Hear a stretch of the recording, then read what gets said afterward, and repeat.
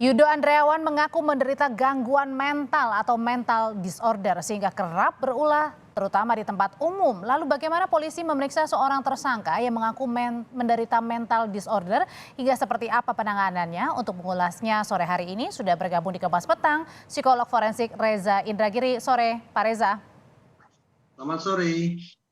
Pak Reza, Yudo ini kan mengaku menderita gangguan mental. Kalau misalnya seorang menderita gangguan mental itu bagaimana sih ciri-cirinya Pak Reza?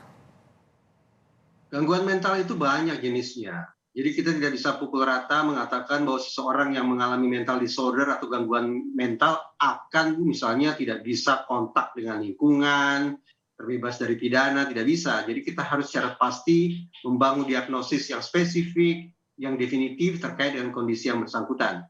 Nah, yang saya khawatirkan adalah karena pihak Polda Metro Jaya sudah memberikan rompi berwarna oranye dan mengikat tangan yang bersangkutan, maka tampaknya dari pihak Polda Metro Jaya sudah punya perkiraan keluhan tentang mental disorder itu adalah sebuah klaim dalam rangka untuk menghindari proses hukum. Dengan kata lain, malingering. Itu perkiraan saya, karena sekali lagi kepada yang bersangkutan sudah diberikan rompi berwarna oranye dan tangannya dalam kondisi terikat. Artinya Yudo ini belum tentu menderita benar-benar mental disorder ini, gangguan mental. Ada dua kemungkinannya, yang bersangkutan memang sama sekali tidak memiliki gangguan mental apapun, berarti memperagakan malingering agar sekali lagi bisa lolos dari pertanggungjawaban pidana, atau yang bersangkutan memang pada dasarnya memiliki gangguan mental tertentu, tetapi gangguan mental itu tidak memenuhi syarat bagi yang bersangkutan untuk kemudian mendapatkan pasal 44 KUHP, yaitu bebas dari hukuman. Oke, nah Yudo ini kan kerap berulah ya, berbuat onar di media sosial, bahkan kemarin pada saat ditanya wartawan juga sepertinya santai begitu. Ini mengindikasikan apa Pak Reza? Begini, karena kita sudah masuk ke ranah psikologi forensik, bukan psikologi klinis, maka saya tidak ingin memberikan amunisi kepada yang bersangkutan untuk lolos dari jerat hukum.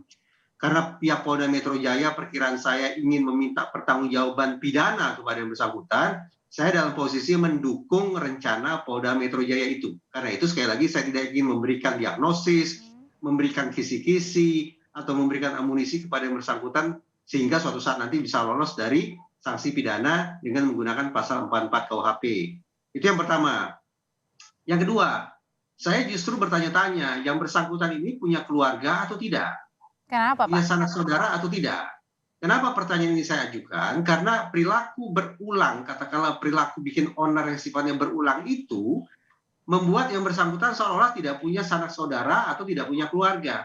Atau sebaliknya, seandainya yang bersangkutan itu punya keluarga, tapi kemudian keluarga melakukan pengabaian, sehingga si Yoda ini kemudian melakukan tindakan yang berbahaya terhadap orang lain, maka alih-alih yang bersangkutan, tapi justru keluarganya yang justru akan bisa dimintai pertanggungjawaban secara pidana.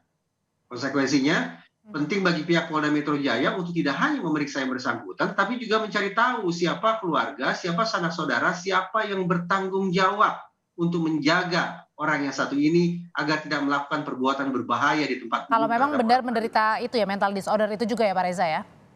Tepat. Jadi anggaplah yang bersangkutan ini betul-betul memiliki gangguan mental yang membuat dia lolos dari jerat hukum.